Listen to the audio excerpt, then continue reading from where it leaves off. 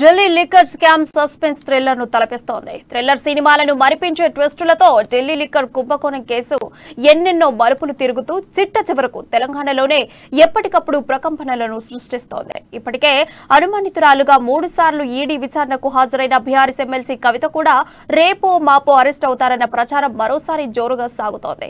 అందుకే ఆర్థిక నేరస్తుడు కారణమవుతాడనే మాటలు సైతం బలంగా వినిపిస్తున్నాయి. అదేంటో తెలియాలంటే వాచ్ ది స్టోరీ.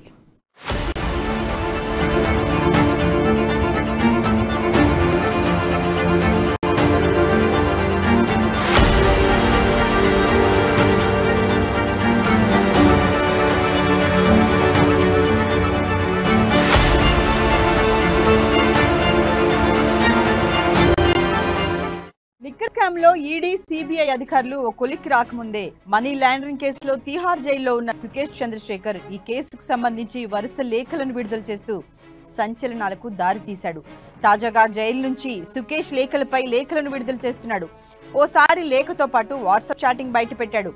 కవితక్క టీఆర్ఎస్ అనే నెంబర్తో సుకేష్ చాట్ చేయటం కలకలం రేపుతోంది. ఈ లేఖలో కవితతో చాట్ చేసిన విషయాలంటూ సుకేష్ పేర్కొనటం గమనార్హం. ఆ వెంటనే సుకేష్ తో పరిచయం, చాటింగ్ పై ఎమ్మెల్సీ కవిత రియాక్ట్ కూడా అయ్యారు. బీఆర్ఎస్ పార్టీపై కావాలనే ఉద్దేశపూర్వకంగా దుష్ప్రచారం చేస్తున్నారని ఆరోపించారు. సుకేష్ తో తనకు ఎలాంటి పరిచయం లేదన్న కవిత కేసీఆర్ ను ఎదుర్కోలేకే తనపై దాడి చేస్తున్నారన్నారు. ఫేక్ చాట్లతో తనపై తప్పుడు ప్రచారం చేస్తున్నారని, తమ కుటుంబాన్ని బద్నాం చేయాలని చూస్తున్నారని కవిత మండిపడ్డారు.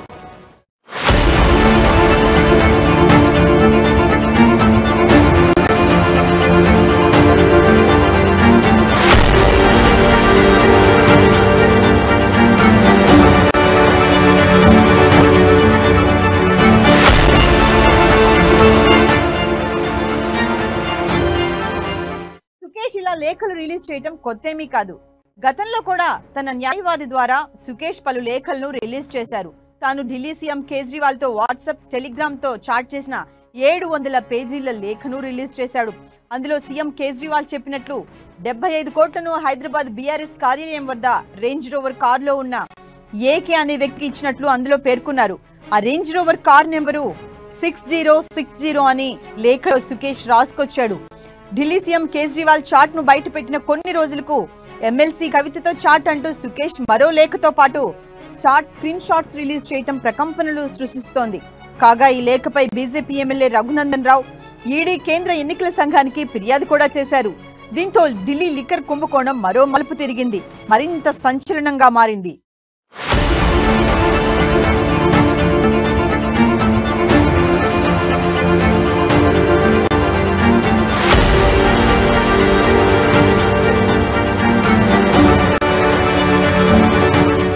కేజ్రీవాల్ తో జరిపిన సంభాషణలకు సంబంధించిన లేఖలోనూ, తాజాగా కవితతో జరిపిన సంభాషణల్లోనూ తెలంగాణ ఎమ్మెల్సీ పేరు ప్రస్తావించటం. మొదటి లేఖలో range rover car BRS party కార్యాలయంలో పార్కింగ్ చేసినప్పుడు డబ్బులు అందులో ఉంచానని పేర్కొన్న సుకేష్ తాజా లేఖలో నెయ్యి అంటూ కోడ్ భాషను పేర్కొనటం సంచలనంగా మారింది. సుకేష్ లేఖ ఫేక్ అంటూ కవిత ప్రకటన చేసిన వెంటనే చంద్రశేఖర్ న్యాయవాది అదేం లేదని, త్వరలోనే అన్ని ఆధారాలను వెల్లడిస్తామని పేర్కొన్నారు. దీంతో లిక్కర్ స్కామ్ లో కేసీఆర్ కూతురు కవిత అరెస్టుకు సుకేష్ లేఖలే కీలకంగా మారనున్నాయా అన్న చర్చ జోరందుకుంది.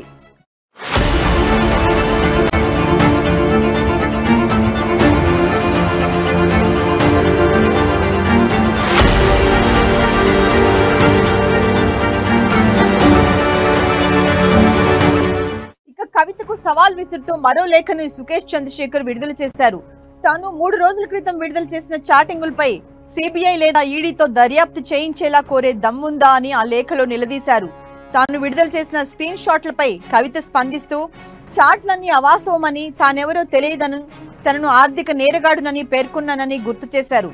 అయితే ఇలాంటి ప్రకటన చేసే బదులు చాట్లపై సమగ్ర దర్యాప్తు చేయాలని ఈడీ సిబిఐలను అడిగే దమ్ముందా?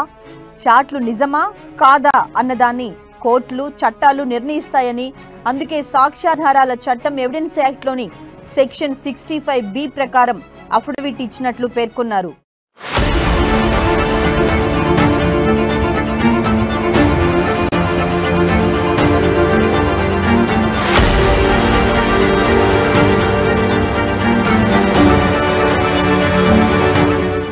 ఇక ఆ లేఖలో చివరిలో కవిత పట్ల తనకు గౌరవం ఉందని, అందుకే కవిత అక్క అని సంబోధిస్తానని వివరించారు.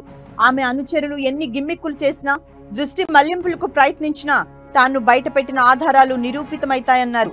కవిత, ఆమె అనుచరులు తన గురించి ఏం మాట్లాడినా బలమైన సమాధానమిస్తానన్నారు. ఆకాశం ఉమ్మేస్తే తిరిగి ముఖంపైనే పడుతుందన్న విషయాన్ని గుర్తుంచుకోవాలి అని సుకేష్ తన లేఖలో పేర్కొన్నారు.